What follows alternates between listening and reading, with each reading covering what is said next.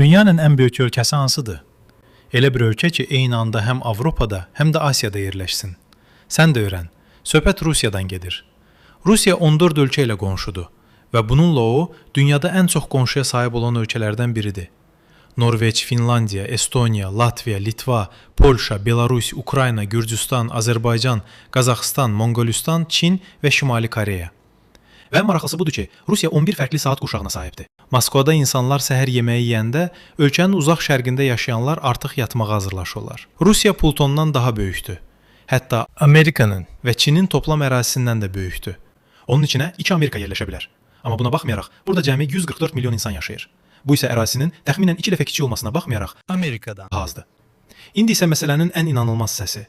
Transsibir dəmir yolu ölkə boyunca 9000-dən çox kilometr uzanır. Bu marşrutu qatarla dayanmadan getmək tam 7 gün çəkir. Baykal gölü yer üzündəki donmamış şirin su ehtiyatlarının təxminən 20%-ni özündə saxlayır.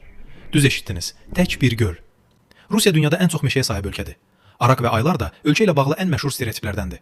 Onlar kosmik proqramın inkişafında öncüllərdən olublar. Kosmosa uçan ilk insan da Rus idi. Və ən maraqlısı, Rusiyada bəzi ölkələrin şəhər sayından daha çox milyarder yaşayır.